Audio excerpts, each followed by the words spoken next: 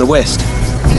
Exotic and totally foreign, they reflect a culture that has one foot in the past and the other solidly planted in the future. With poverty on one side, India has one of the fastest growing economies on the other. India is poised to lead the world into the future. Just why is an important part of the untold story of India's scientific and technological contributions. Contributions that have been decisive in shaping the present.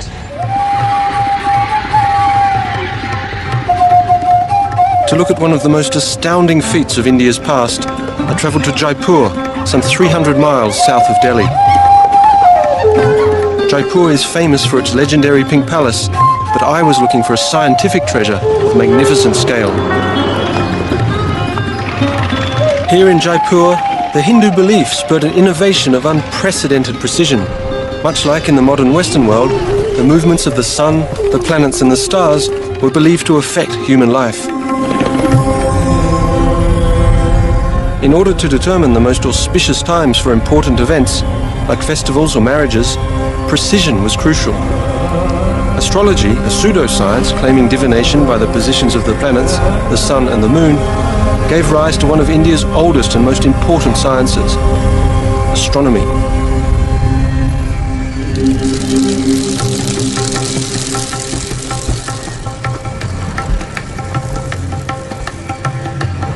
I'd heard and read about the 𝓓𝓸𝓬𝓾𝓶, but nothing quite prepared me for this unique site. The 𝓓𝓸𝓬𝓾𝓶 is one of 5 observatories built by Maharaja Jai Singh more than 300 years ago. What looks like a giant playground is in fact an architectural and astronomical marvel.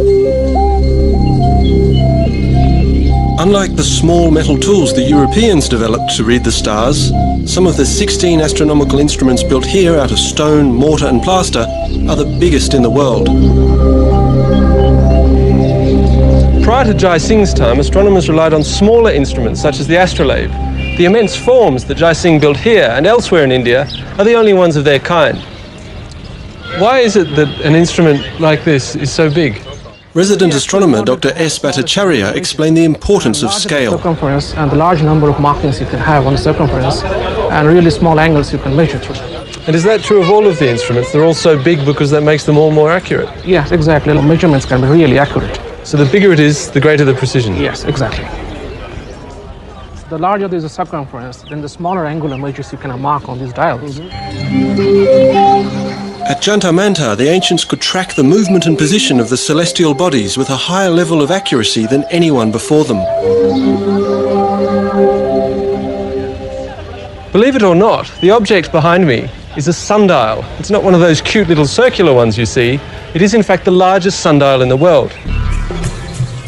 This equinoctial sundial is called Samrat Yantra, which translates to supreme instrument. It is just under 75 feet high and Jai Singh's most important creation. And these steps run 164 feet along the gnomon, the structure that creates the angle of the sundial. Jai Singh oriented the structure to the north. On an east-west line, he positioned the axis of a hemisphere to create 2 quadrants. Using geometry, he calculated the angle of the ramp at 27 degrees, equivalent to the latitude of Jaipur. So the ramp points exactly to the celestial North Pole. The shadow from the ramp falls onto the quadrant showing the local time, accurate to within seconds. So can you tell me how accurate is this sundial? Well, that's Dr. 𝓓𝓸𝓬𝓵𝓵, the assistant director of the nearby 𝓓𝓸𝓬𝓬𝓾𝓶 planetarium, explained Samrat Yantra's accuracy. Well, it measures, smallest measure of time is 2 seconds. Each of these is 2 seconds? Smallest ones are 2 seconds. But there are problems, of course, because sun is not a pinpoint source. The difference between the shadow and the light is not obvious. Okay. Your error can be more than 2 seconds. But still, that's pretty accurate. Pretty accurate. Every hour. This ancient Indian innovation was used around the world for hundreds of years. Jai Singh's Samrat Yantra was astonishing in that equinoxes and solstices could be determined down to the second. Both of these celestial events are rather important to astronomical or astrological systems around the world.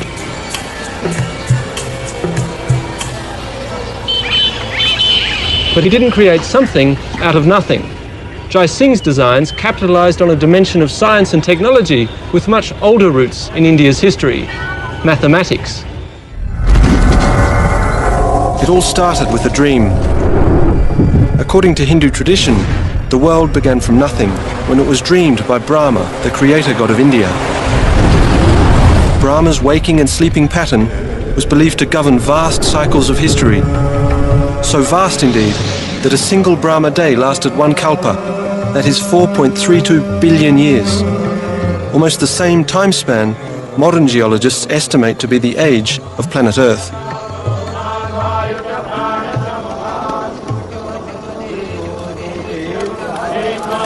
Ancient Hindu chants and writings contain calculations of these Brahma cycles, outlining Indian mathematical works back to the 4th century BC.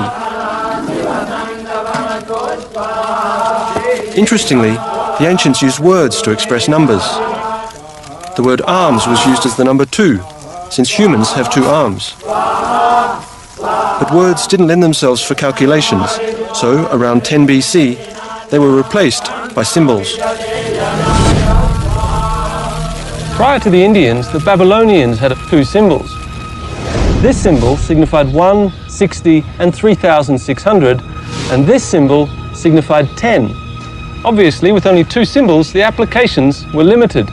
To write 6, it took 6 symbols. Even in the Roman system, it took 2 symbols. In the Indian system, however, it took only 1 symbol. For more convenience and accuracy, the ancient Hindu language, Sanskrit, replaced word numbers with 9 single digits. It is the Indian system of 9 digits that we use today. Traders and merchants were looking for an easy way to count and calculate. So commerce became the motor for ancient Indian mathematics and a numeric system that invented this crucial digit. It's the last symbol of this ingenious system for which we remain forever indebted to the ancient Indian thinkers. 0. For them, the symbol stood for the Sanskrit word shunya, meaning nothing. But once the concept became a symbol, mathematical computation was born. Just like Brahma's dream, from nothing came everything. The impact of India's long history with the 0 can be felt across our high-tech world. No 0, no binary system, no computers. Without the concept of 0, modern mathematicians and physicists would all be out of a job. All of this, the computers, the software, would be impossible without the preeminent ancient Indian invention, one that's been called the equal of any single human achievement, right up there with mastering fire or the invention of the wheel, the invention of the concept of 0. Numbers have become so much a part of our daily lives that we forget where they came from. And if you ask most people about the origin of our numbers, they'll probably say they were Arabic, and that would be wrong. It's not difficult to see how this mistake occurred. Arab traders introduced the 10-digit system to the West around 900 AD. But even in their own records, Arab scholars refer to the Indian system. In all likelihood, the Arabs picked up the Indian way of counting in a marketplace, much like this one. It was a time when knowledge was bartered and traded like a commodity, when merchants from China or Arabia travelled to India for treasures found nowhere else, like spices, gems, and a special metal with far-reaching impact.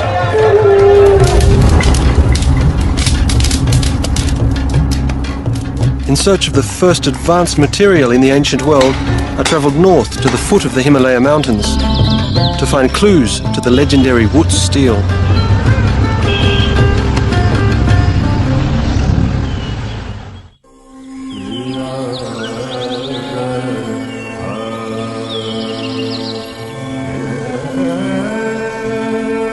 From the dawn of their civilization, the Indians wisely utilized what the land provided, devising methods to shape nature to meet their needs.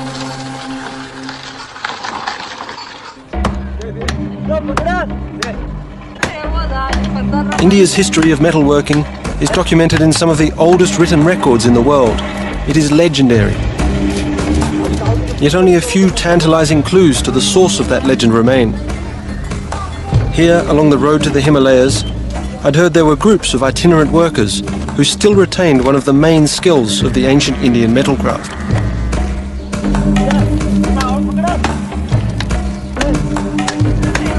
The 𝓓𝓸𝓬𝓵𝓵𝓵𝓵𝓮𝓬𝓽𝓪𝓷 are blacksmiths whose smelting traditions reach back more than 3,000 years. Watching them hand-forge simple tools carried me back in time. I could easily imagine how the ancients smelted and forged their iron. Their methods seem to have changed very little. Iron ore from deposits across India was placed in a mud and brick furnace charged with charcoal. Bellows provided an air supply that brought the temperature up to 1100 degrees Celsius. The molten iron or bloom collected and cooled at the bottom. In order to make a tool or a weapon, the ancients reheated and hammered the bloom into shape, much like these lohas do with bars of scrap iron.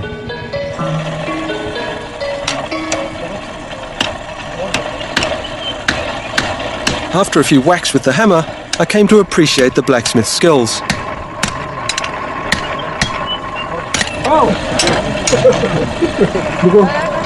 And what's more, I realized that while the ancestors of these lohas forged everyday tools that contributed to India's wealth, it wasn't sickles but swords that brought the world to India's shores. When in the 11th century AD, European crusaders felt the effect of Islamic swords in battle, their war stories launched the legend of the Damascus blade. One blow from the sword, they said, could cleave a European helmet without turning its edge, or slice just as easily through a floating silk scarf. Though the swords were forged in Damascus, the capital of modern Syria, the steel and the technology came from India.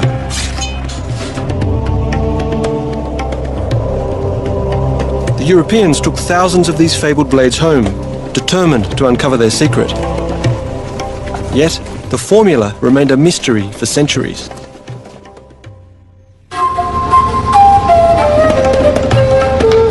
Besides smelting, I looked for another clue in my search for the fabled wood steel. To learn more, I travelled north to the foot of the Himalaya mountains. Following in the footsteps of ancient traders for whom no distance was too far to get their hands on the fabled woods, I was in good company. Even Alexander the Great had sought this ancient Indian treasure.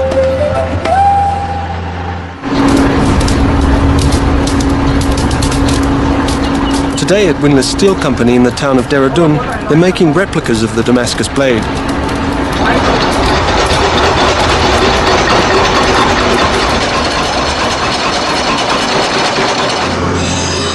Now, of course, they use modern tools, but the basic approach remains the same.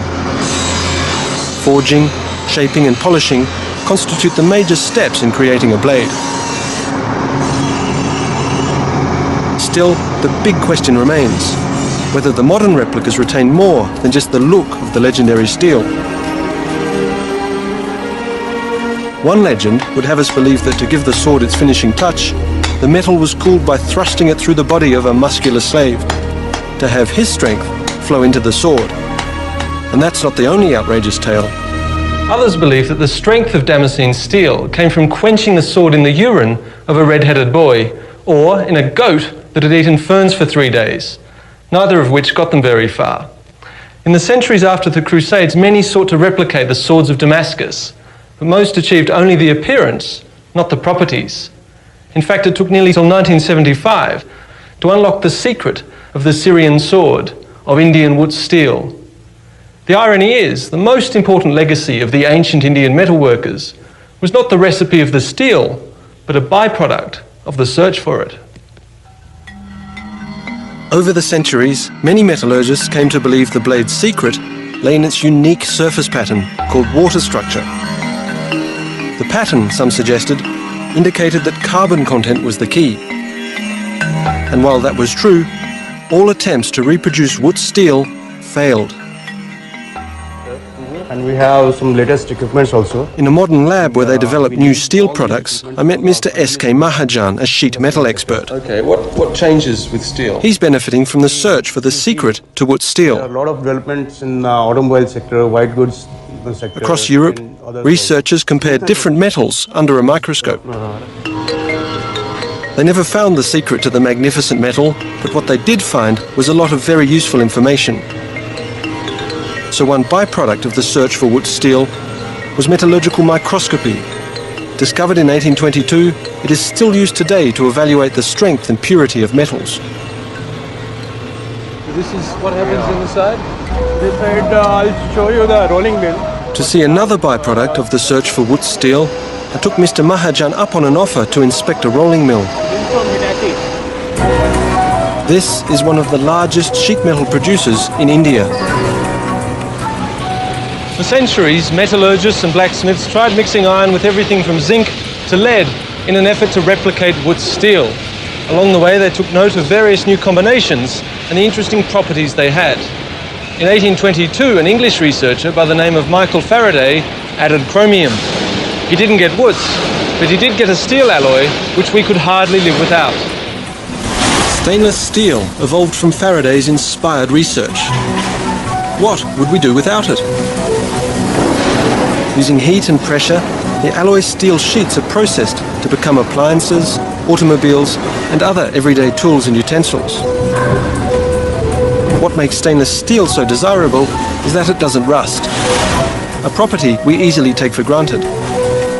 Today, steel alloys are the backbone of modern life, everywhere in the world.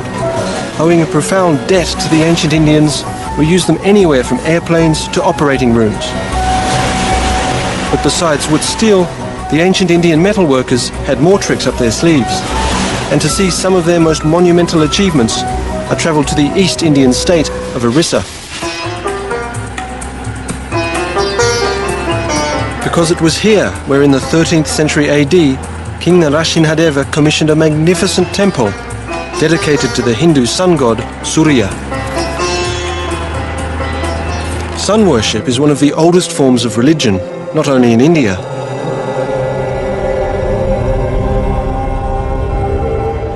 Konark Temple is the embodiment of Surya's daily ride across the sky.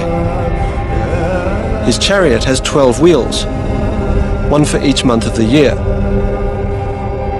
It's pulled by 7 horses, one for each day of the week.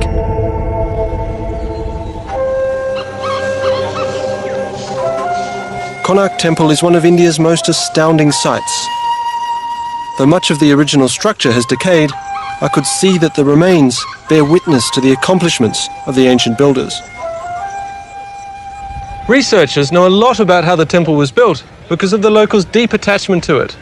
The ancient Indian contractors kept detailed accounts of the construction on palm leaf manuscripts like this one.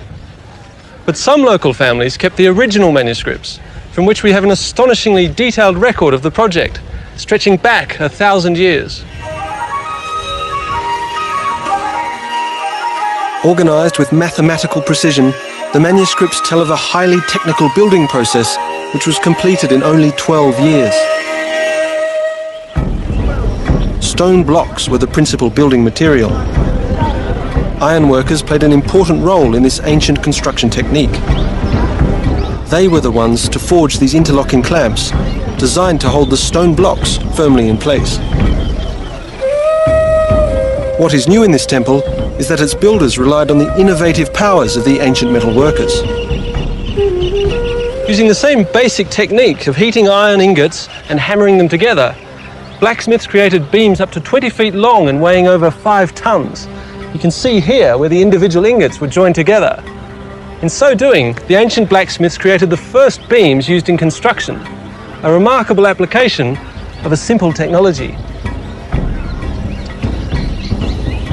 Though there's evidence that other cultures used metal to join sections of stone, the ancient Indians were the first to incorporate long metal beams as structural components. This is an impressive piece of engineering.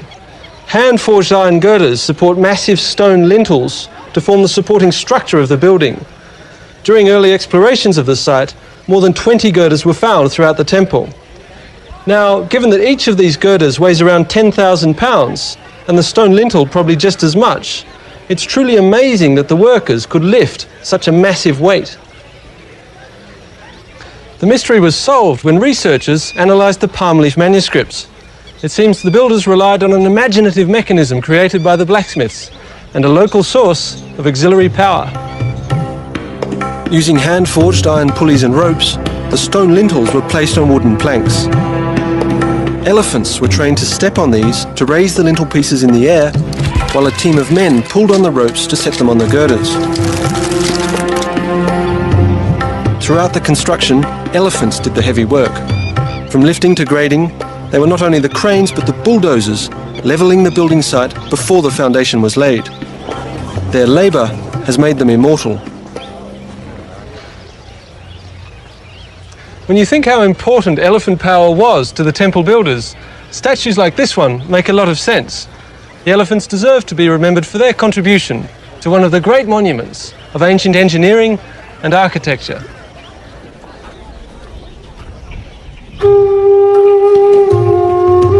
While temples like Konark rise to the skies as monuments to the innovative power and riches of ancient India, other extraordinary structures were built in the opposite direction. Underground water buildings like this one became the legacy of the ancient Indian craftsmen. They were the lifesavers in the ancients' never-ending struggle against flood and drought.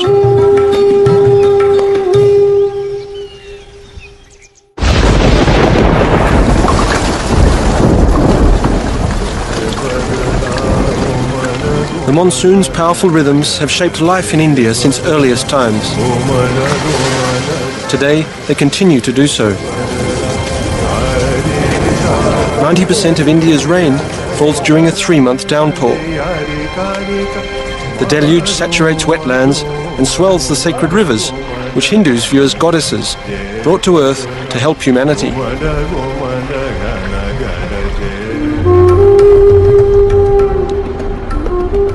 For those living in arid regions, the monsoon brings life.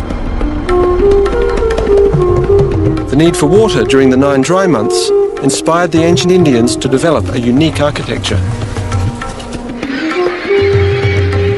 This is one of the most spectacular examples of ancient water harvesting structures.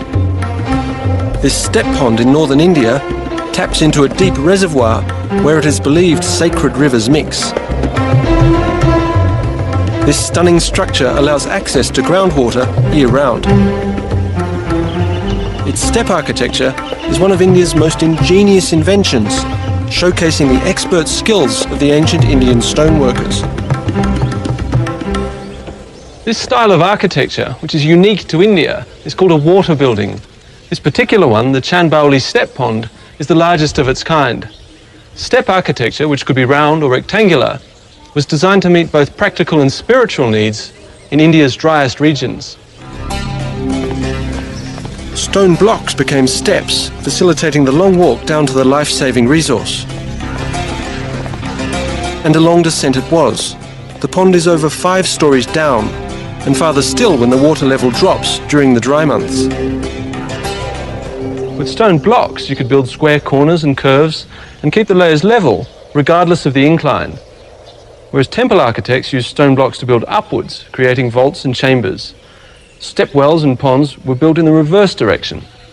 But first, they had to find the water. A large tree was often the clue to the source. Near the tree, a rectangular well was dug to check the depth of the groundwater and confirm its purity. The well was widened into a rectangular pond, which was then lined with stone blocks. The step architecture kept the walls close together to reduce evaporation and ensure that the pond stayed cool. Allegedly, this was done with a special effect in mind. Indians have a long tradition of water cooling methods. Evidence indicates that evaporation was put to a novel purpose centuries ago. European accounts of the 19th century tell of rows of shallow pottery vessels containing water, which were covered with straw and exposed to a draft. The evaporation chilled the water and could even produce small quantities of ice. Let's see if it works. I waited only a few minutes, and while I didn't expect to see any ice, the thermometer told me it really works. It's actually dropped by a few degrees. It seems like the ancients had an innovative way of making their lives a little more comfortable.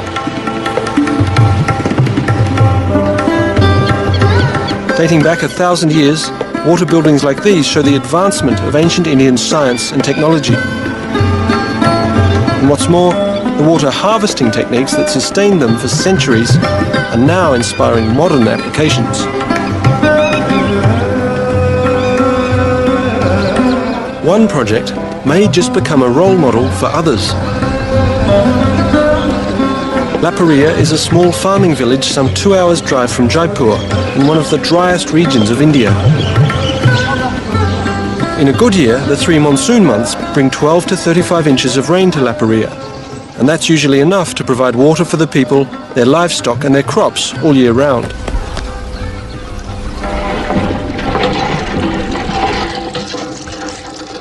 However, the monsoon is, well, the monsoon. In some years it brings 35 inches of rain, in other years only 5. With the population of the area increasing, water shortages become a serious problem.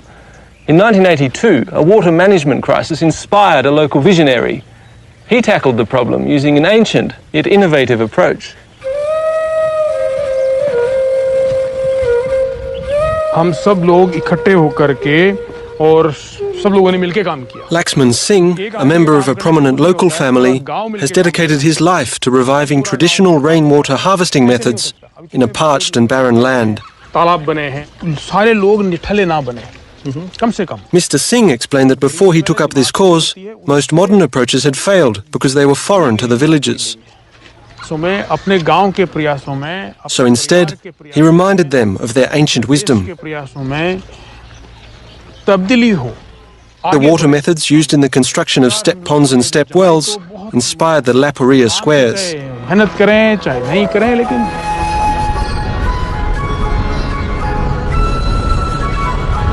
Based on an ancient technique, the starting point is a gentle slope in the landscape.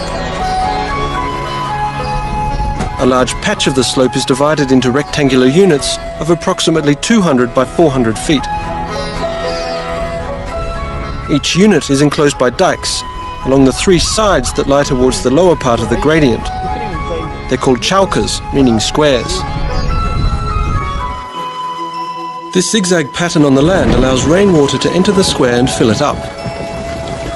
Excess flows into the next square and then onto the next. Runoff flows into a storage pond or tank. Collected water percolates through a soil filter into the groundwater, which is pumped up through the village wells. As Mr. Singh explained the process in more detail, I realized that this low-tech, high-intelligence irrigation strategy manages a limited water supply most efficiently. In fact, Laxman Singh's approach was producing more drinking water as well as sufficient water for their pastures and farmlands.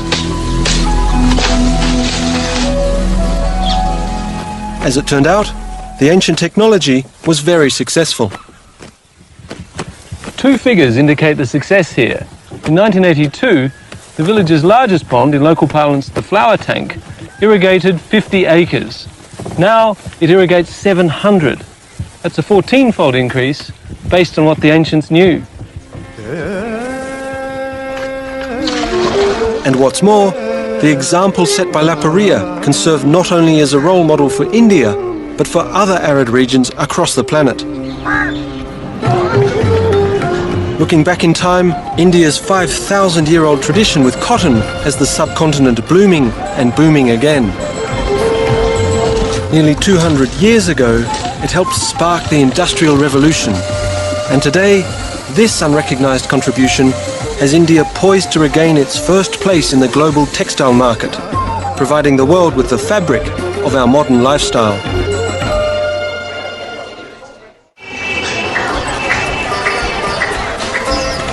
This is the Chandi Chowk Bazaar in Old Delhi. For thousands of years, traders came here to find something only India could offer. A fabric so versatile that when its virtues, soft, fine and airy, were revealed, the demand fueled an economic surge that changed the world.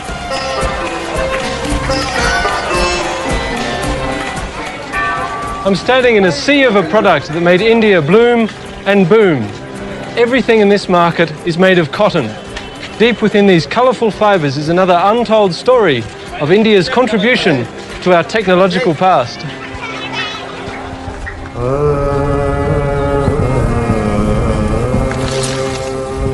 Cotton was first domesticated 5,000 years ago in the Indus Valley, a part of ancient India that is today located in western Pakistan.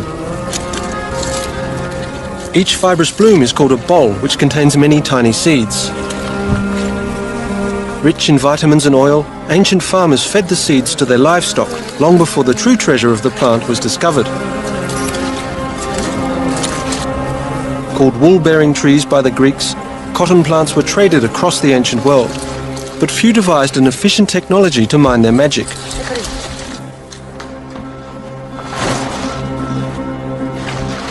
Cotton seeds are extremely difficult to extract, especially when ginned by hand. But the ancient Indians had already invented a more efficient mechanical device millennia ago. The 𝓓𝓸𝓬𝓾𝓶 uses two rollers, a mechanism similar to an antique clothes wringer, which pinches the cotton balls, pulling the fibers from the seeds. Modern ginning machines borrow the principle from the ancient 𝓓𝓸𝓬𝓾𝓶, which was the standard ginning tool for nearly 4,000 years. When in the 18th century the Europeans tried to mass-produce Indian-quality cotton cheaply, something unforeseen happened.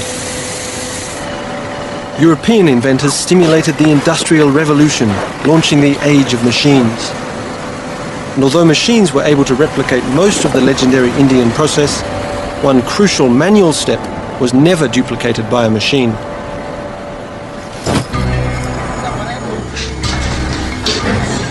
Long ago, Indian craftsmen pioneered a tool that gave their cloth a unique quality.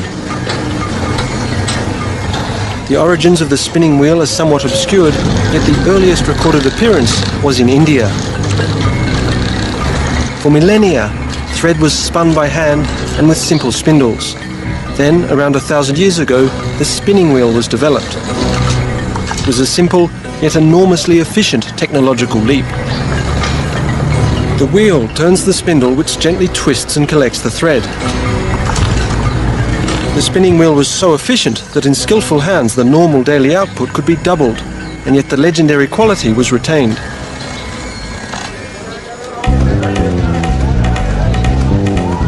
Heavy industry may never be able to replicate the softness and quality of thread the spinning wheel produces. Indian fabric made in the traditional way is treasured today in much the same way it was revered by the ancient traders. Yet when spinning was industrialized, it changed the way we live. This mass-produced, easy-to-care-for material, which though not as soft as hand-spun fabric, could now be shared around the world. Today, cotton is the pivot point of a modern lifestyle. Without cotton, none of us would have t-shirts or wear our favorite pants. Blue jeans!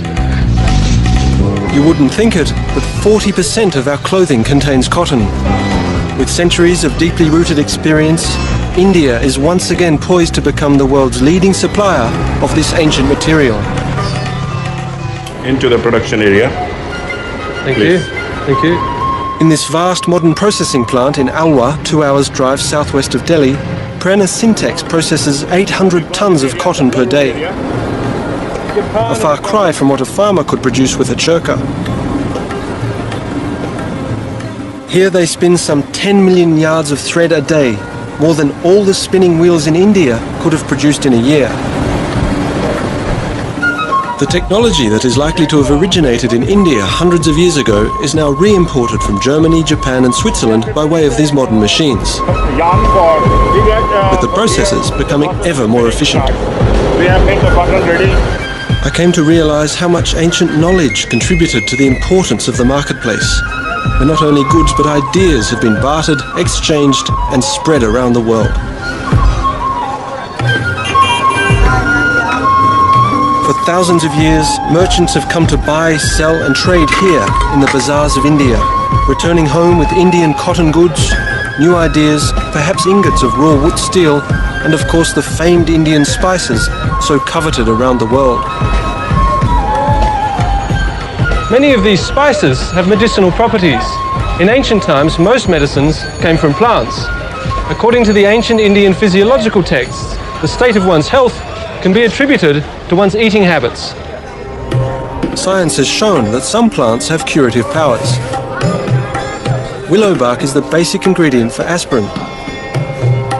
Spices like garlic are believed to boost the immune system and help with minor ailments. Drawing from these ancient prescriptions, herbal medicine has become big business not only in India, but worldwide. Native spices and herbs are mixed in a variety of combinations by more than 8,000 pharmacies. Global demand is difficult to calculate, but herbal products in India alone constitute a billion-dollar market.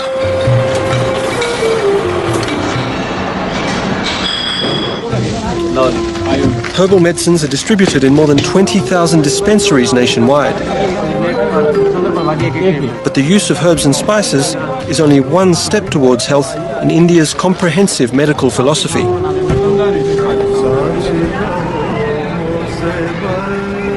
Near the sacred Ganges River at the 𝓓𝓸𝓬𝓵𝓵 I found the ancient Indian healing practices still very much alive. This ashram houses an Ayurvedic clinic that treats hundreds of patients a day. Ayurveda in Sanskrit means the science of life, which defines health as total well-being. A medical diagnosis therefore does not only focus on the immediate symptom, but on the patient's relationship with food and herbs, the weather and the seasons, and even his or her personal relationships. Ayurveda was the first system of medicine to appear in the world. And finally, after 5,000 years, this holistic approach is now embraced in the West. ये है आपकी हृदय मुद्रा. Yoga, which is one of the most important aspects of Ayurveda, has become very popular.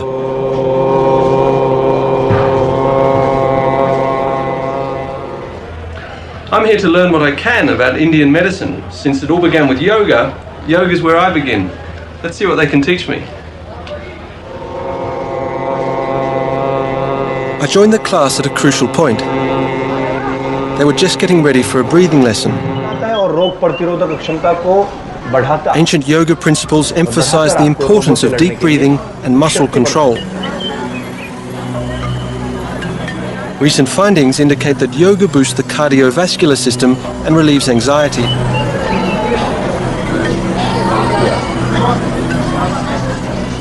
It seemed to work.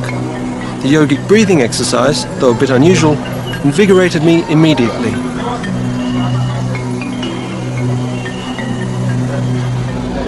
Well, it may look simple, but I've just learned that breathing, which is one of the foundations of yoga, is a complicated business. I have a lot to learn. Hepatitis B को मैंने ठीक किया, इसे मैं मानता हूँ. Yoga master 𝓓𝓸𝓬𝓾𝓶 took the time to tell me more. As a medical technique, yoga's goals are to restore the flow of vital energy around the body, to treat a variety of illnesses. और इससे हमारे heart के blockage से लेकर के cancer. These old-school methods have recently had to withstand our Western benchmarks of science. क्योंकि गरीब Yogi 𝓓𝓸𝓬𝓾 thought a demonstration would best make the point. Postures and stretching appear to increase circulation to the limbs.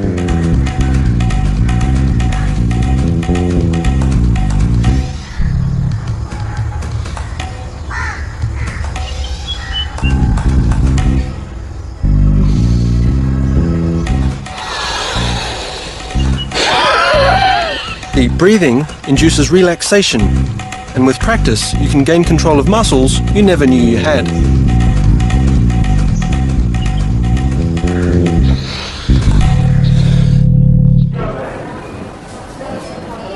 While yoga has reportedly helped patients suffering from afflictions like asthma and arthritis, the long lines of people at this clinic were clearly hoping that Ayurveda could do much more. I couldn't think of a better way to learn about Ayurveda than to become a patient of an Ayurvedic doctor. So I scheduled an appointment with Dr. 𝓓𝓸𝓬𝓾𝓶𝓮𝓷𝓽𝓪𝓻.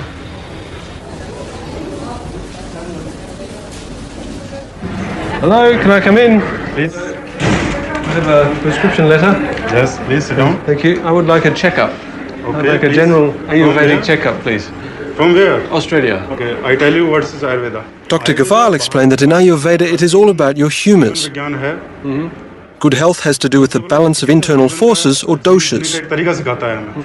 But to begin with, Dr. 𝓓𝓸𝓬𝓾𝓶𝓮𝓷𝓽𝓪𝓻𝔂 started like any Western doctor would. Chest, okay? He listened to my heart and lungs. Yes, yes, yes. Okay, cheek. Okay. Then he switched to Ayurveda. First of all, I see your nails. It's good. He examined the color and texture of my fingernails and eyes, which could indicate a dosha imbalance. Just like I have The pulse examination was the clincher. My nerve. Since 13th century Vedic texts, pulse examination is one of the oldest forms of medical diagnosis. pith and cough. Each of the three internal forces, or doshas, pulses through the radial artery. Body is made up. Dr. 𝓓𝓸𝓬𝓾𝓶 index finger read vaya, which stands for air and ether. His middle finger picked up pitta, that is fire and water, and kapha, earth and water, registered on his ring finger. Then your nadi is completely fit now. Thank you. Okay. ठीक है? You are totally fit. Oh, I'm glad to hear. Once he had pronounced that my doshas were in balance and that I was in good health, Dr. 𝓓𝓸𝓬𝓾𝓶 taught me some of Ayurveda's little-known accomplishments. आपके शरीर में सम है. It was amazing to learn that hundreds of years before European medicine, Ayurvedic doctors had already developed a remarkable range of specialties. They included psychiatry, pediatrics, ophthalmology, toxicology, gynecology, and surprisingly, surgery. As it turns out, the ancient Indians had designed surgical instruments and developed unprecedented operating techniques centuries ago. Recently, one of their ancient techniques, which was once used to repair a punishment for adultery, has become rather popular. Leaving a single line. Throughout India's history, even medicine has taken its twists and turns. Tracking the legacy of the ancient Ayurvedic surgeons led me to one of Delhi's largest hospitals. I had arranged a meeting with Dr. Lokesh Kumar, a plastic surgeon.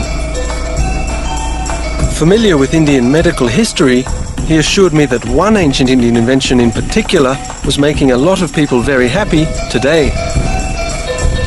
In ancient times, the standard punishment for adultery was removal of the nose. This gave ancient surgeons plenty of opportunities to practice rhinoplasty, or, as it's more commonly known today, a nose job.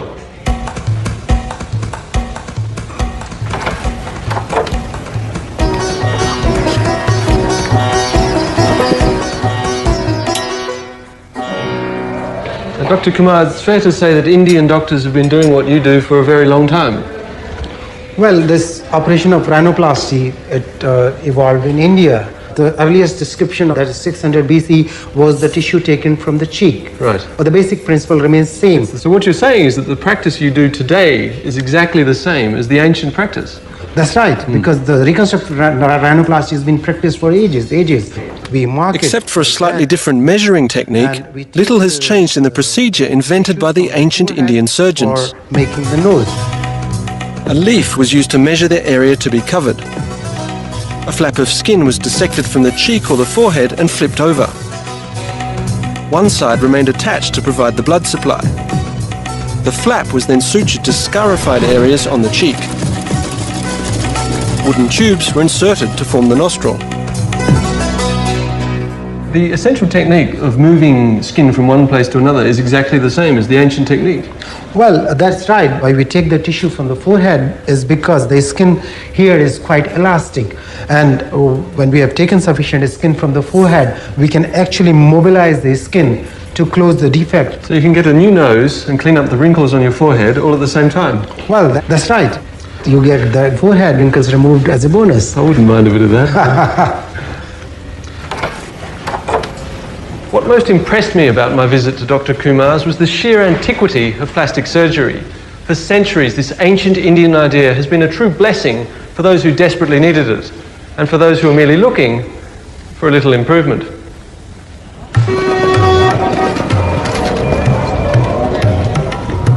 As I left the clinic and looked into the faces of modern India, I could not help but think what a debt we owe to this ancient culture.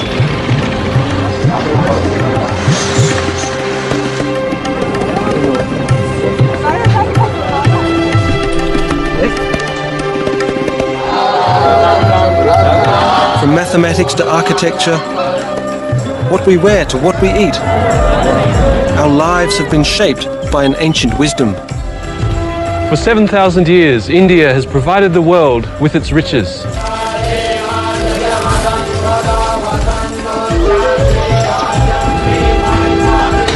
India's contributions to science and technology may be obscured by time, but there is little doubt they provided the springboard for advances which shaped our world.